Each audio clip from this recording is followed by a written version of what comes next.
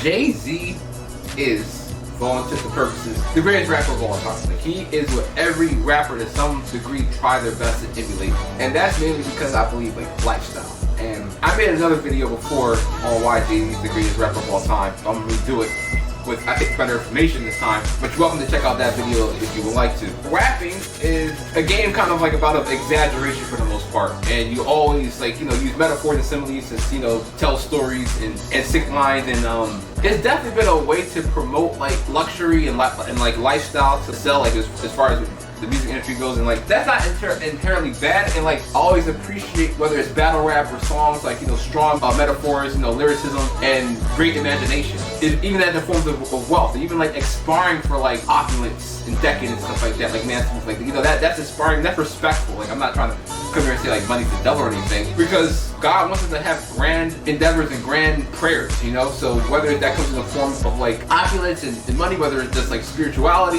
whether it's strength of your body through sports, whether it's through education, shooting for a high mark is commendable. I respect that in almost every single field. The thing is, like, you know, when people don't understand, like, a lot of these rappers, I want to say that they're broke per se, especially back then. Like, they had money, especially large amounts compared to the average person or whatnot, but they weren't like able to splurge in the way that people think they were to splurge. They had a lot of sponsors or whatnot. And you know, like, for example, when Styles P and Davidson were saying, you know, about the bathtub lift up the wall through a 360, you got the shit that the government got. Yeah, they probably been in some nice places and whatnot, you know. They maybe can even do it now, I don't know, but like, most rappers back then, man, it was a hustle, it was a grind, and that's why they made it to where they were at, to grind for that position, you know. They didn't have the CIA stuff in their career. It wasn't like they had this money printed from the sky, but people probably oftentimes treated these individuals like they were just, you know, walking diamonds of unlimited printing money. And no, it was a hard game once you got signed. Even when you start making a lot of money. Even as a businessman right now, like, there's not, even make a lot of money, it's like,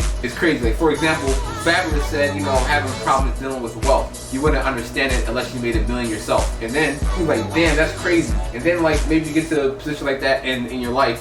When I make an X amount of dollars, I never think it would be this difficult and this would be this crazy.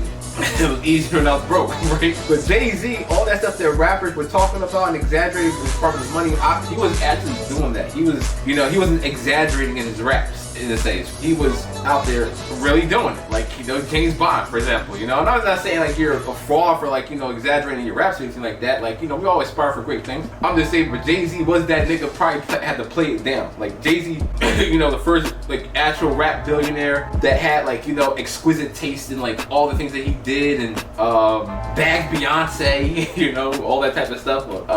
The girls in the record labels, you know, that whenever he needed them, you know, that was really Jay-Z. You know, he was really doing it, and it was hard. It was tough. People thought it was easy, but they saw Jay-Z had the winning strategy. That's why he made those albums the blueprint. He gave niggas the blueprint in rap and outside of rap. In his songs, you don't know.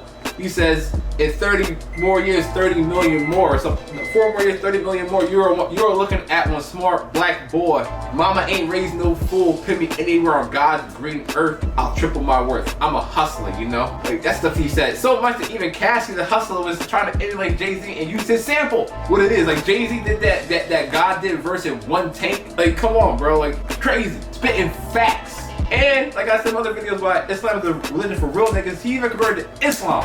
Jay-Z even knew back then that he was gonna compete with other rappers as a group. He had to get the niggas from Philadelphia, like real niggas who were mainly Muslim, to come do this rap shit. Jay-Z has always been at the height. Jay-Z is what Tupac and Biggie Smalls wanted to become. I mean, you might want to say, oh, he's an Illuminati, he's devil worship, whatever case may be. I mean, look, the boy Muslim, he's doing things, and you guys want to understand how it is to run business like that. You've actually been there, putting in the grind, building those blueprints. But like, how many people have you made successful? You gave a lot of money to the hood in other countries.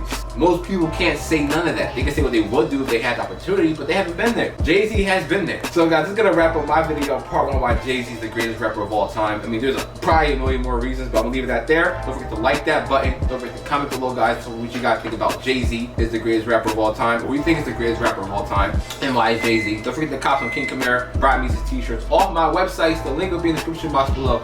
And most importantly, guys, please subscribe to my YouTube channel so I can continue to give you guys more content regularly. It's your boy, Brian Music. I'll see you guys next time.